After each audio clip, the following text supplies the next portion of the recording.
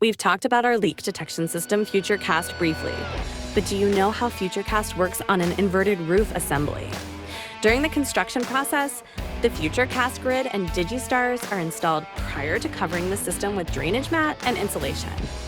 The FutureCast grid charges up the water on the top side of the membrane with electricity, while the DigiStar sensor takes measurements.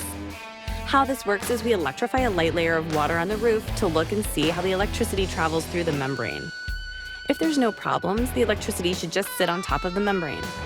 The membrane wants to keep water from going through it, but if there's a hole, then the water will make its way down. And what we're sensing with FutureCast is if the electricity is following a path of moisture down to the deck.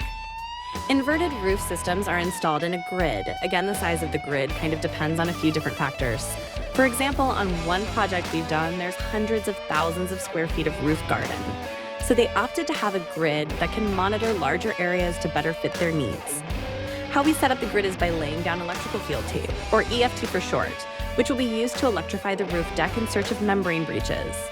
If the roof gets wet from a leak, DigiStars will work with EFT to point to a deficiency in the membrane and identify where there is a path of moisture leading to the concrete or steel below.